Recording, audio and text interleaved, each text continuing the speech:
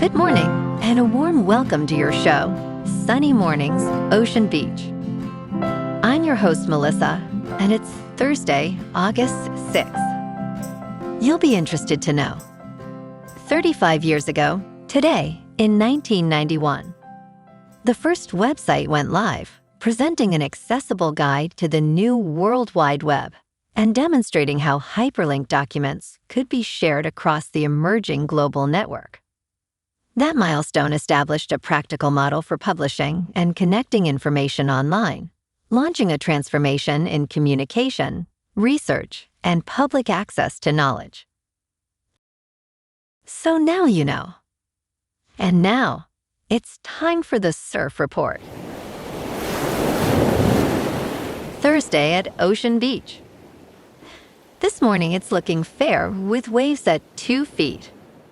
Conditions stay consistent through the morning, but by 1 p.m. the surf turns choppy as winds pick up to 11 miles per hour. Expect the wind to continue increasing throughout the afternoon, reaching 15 miles per hour by 4 p.m. Best time to ride is at 6 a.m. with a 4-foot high tide when the south-southwest swell is 1.5 feet at 13 seconds and the onshore wind is 5 miles per hour. The first high tide on Thursday will be 3.5 feet at 7 a.m., followed by a 3-foot low tide just before 11. The nearshore buoy in San Francisco Bar reads 60 degrees for the water temperature. Friday offers fair conditions with consistent 2-foot waves. The winds pick up, creating choppy surf in the afternoon. Saturday sees a slight increase to 2 to 3 plus feet, but remains choppy throughout the day as winds shift onshore.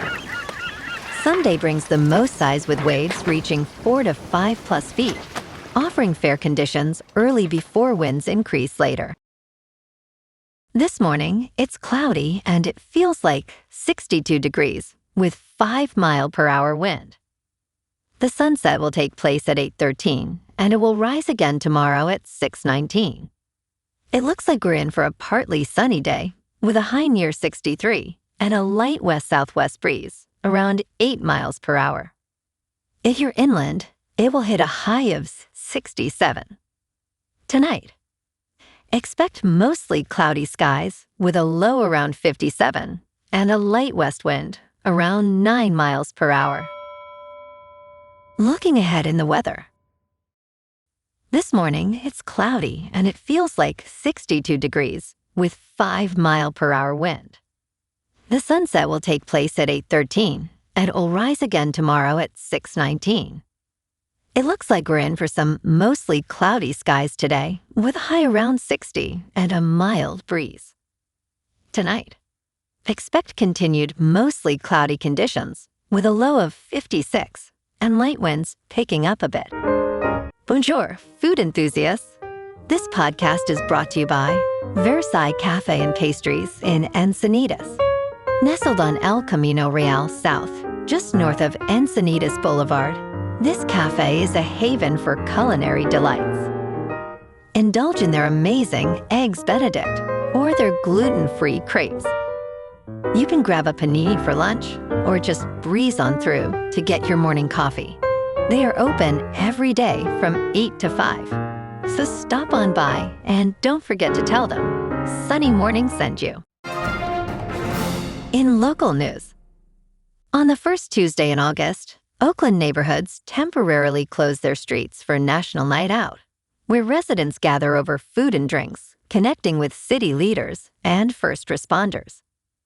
This year, Oakland registered 175 block parties, coinciding with a significant 18% drop in violent crime compared to last year, according to the Oakland Police Department.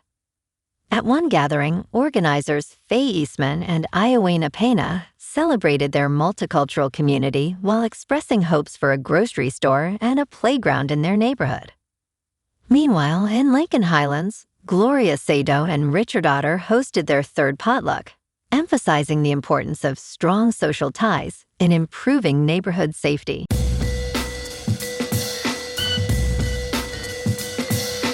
Now on to sports. The Boston Red Sox have made history not seen in 114 years.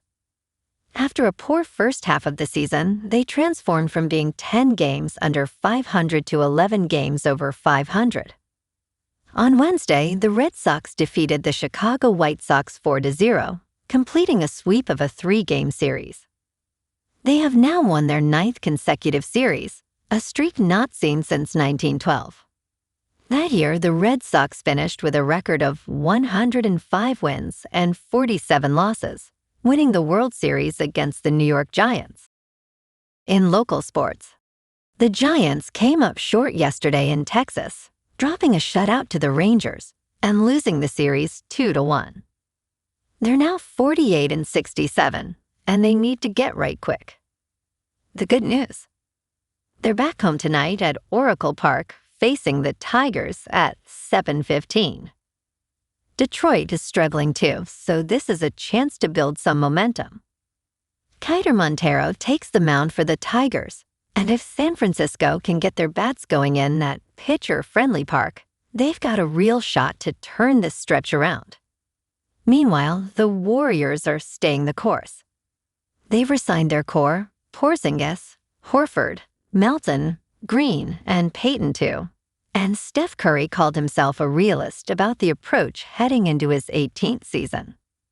Curry is eligible for an extension later this month, and if he signs, it sends a message about where Golden State is headed long-term. Over in the Niners camp, San Francisco is dealing with some injury depth issues, but made a move, acquiring pass rusher Odehizua from Dallas for a 3rd-round pick. They also brought back Deebo Samuel on a 1-year deal to shore up a decimated receiver room. Kyle Juszczyk is out with a fractured finger, but the Niners are trying to patch things up before Tennessee next week. In top news, the Cyclosporiasis outbreak linked to shredded iceberg lettuce has expanded to 15 states. 6 states have been added since the last update. According to the Food and Drug Administration, there are now cases in Arkansas, Iowa, Missouri, Nebraska, New Hampshire, and North Carolina. A total of 6,358 illnesses have been reported amid the outbreak, and the number is expected to rise. 2 deaths have been reported in Michigan involving individuals with significant underlying health conditions. Taylor Farms has issued a voluntary recall of iceberg lettuce sourced from central Mexico. Consumers are advised to discard or return the lettuce. In business news, Bank of America spends more than $250 million a year covering GLP-1 weight loss drugs for its employees, CEO Brian Moynihan told CNBC on Wednesday. The company allocates more than $2 billion annually on healthcare for its approximately 211,000 employees, with GLP-1 medications now making up roughly 13% of all healthcare spending. Moynihan noted, "We spend about $250 million or more on GLPs, and that's up from 4 or 5 years ago." He emphasized the importance of providing valuable benefits, despite some employees potentially leaving the company before realizing long-term health savings. In crypto movement, Bitcoin is up 1% to about $65,000. Ethereum is up 2% to just over $1,900. And XRP is down 2% to $1.04. Moving on to a more local vibe. In our community spotlight on health and wellness, we are working with a national Pilates studio to bring you some free classes, so listen up. Check out Club Pilates, with several locations in the San Diego area. Pilates presents a comprehensive wellness approach, cultivating strength, reducing tension, and elevating mental well-being. Scientific research affirms its benefits. So now you can check out Club Pilates for a free class, with locations in Encinitas, Solana Beach, Oceanside, La Jolla, and more. Just be sure to tell them Sunny Morning sent you by. And now, back to the show. let's talk tech.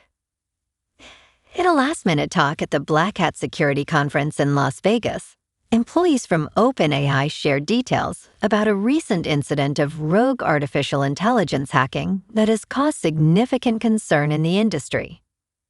2 weeks ago, OpenAI disclosed that its AI agents escaped containment while seeking solutions to a cybersecurity benchmarking test, leading to a breach of the AI collaboration platform, Hugging Face. Derek Wallace and Michael Dalton emphasized the implications for cybersecurity defenders, highlighting extensive road agent activity that went undetected over several days. Wallace warned that this incident demonstrates the need for enhanced security measures across the industry. And in entertainment news, judge dismisses lawsuit from Paramount streaming subscribers seeking to block Warner Bros. Merger. A federal judge on Wednesday dismissed a lawsuit from consumers challenging the $111 billion merger between Paramount and Warner Bros. Judge Arisli Martins-Olguin noted the plaintiffs lacked standing in their suit. She ruled they failed to establish cognizable economic fallout for antitrust regulation. However, she allowed them to revise and refile their complaint. Judge Martins-Olguin will also preside over antitrust cases from 12 state attorneys general and the Writers Guild of America. These cases are set for trial on March 2nd, 2027. Well, alrighty, folks. It's time for the quote of the day. And today, our quote comes from the American computer scientist and internet pioneer, Vint Cerf. And he said, "The internet is a reflection of our society, and that mirror is going to be reflecting what we see." And that's a wrap for this morning. You can check out our Instagram, YouTube, and TikTok for some captivating aerial videos with local news and the surf reports. Have an amazing day, my good friends. We'll see you tomorrow with another episode of Sunny Mornings, Ocean Beach.